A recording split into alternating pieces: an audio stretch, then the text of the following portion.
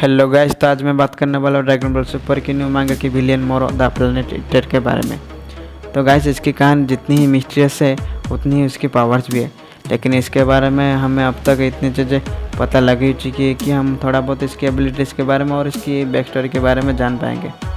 तो दोस्तों, आज की वीडियो मोरो पे होने वाला है। मैं आपको रिकमेंड करता हूँ आप इस वीडियो के एंड तक पूरा देखना और साथ ही साथ इस वीडियो को लाइक और शेयर भी कर देना। और जो कोई भी चैनल पे न्यू है वो चैनल को सब्सक्राइब कर देना, ताकि मैं ड्रैगन बॉल से रिलेटेड ऐसे वीडियो मैं आपके लिए लाता रहूँ।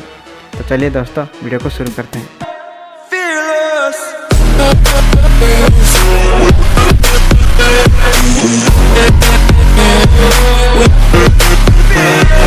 10 मिलियन साल पहले की बात है।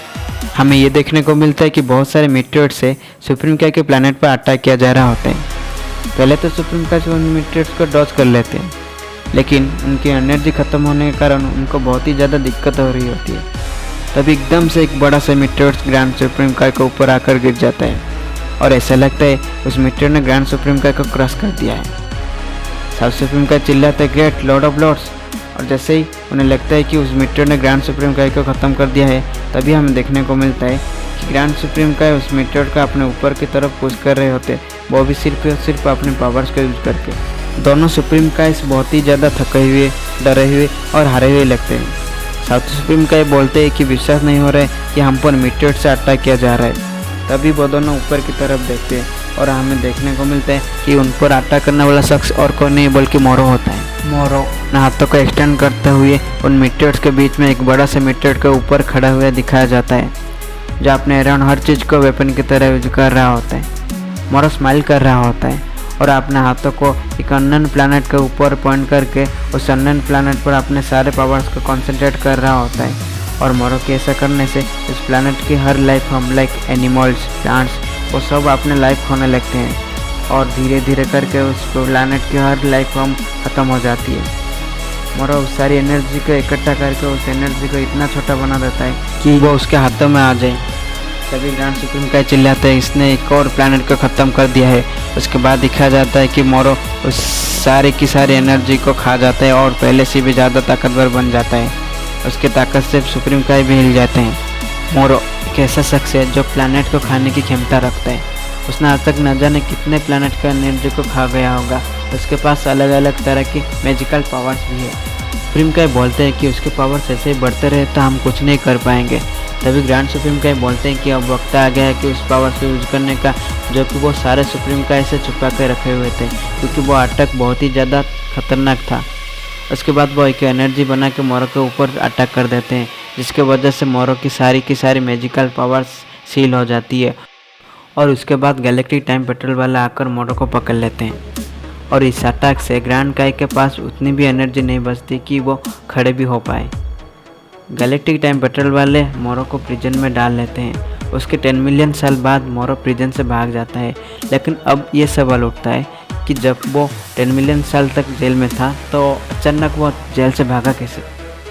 तो ऐसा हुआ कि जब मार्जिन बू ने ग्रैंड काय को ऑब्जर्व कर दिया था तो मोरो की मैजिकल पावर की सील भी धीरे धीरे टूटने लग गए थे।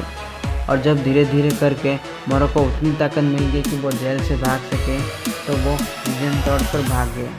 अब उसका इरादा यह है कि ड्रैगन बॉल को ढूंढकर उनकी पावर से अपने मैजिकल पावर्स को अनलॉक करे। वो जब ड्रैगन बॉल की तलाश में प्लैनेट नेमेक पर जाता है तो वहाँ पर वो गोकू और वेजिटा से मिलता है। वो दोनों मिलकर भी मोरो का कुछ नहीं बिगाड़ पाते हैं।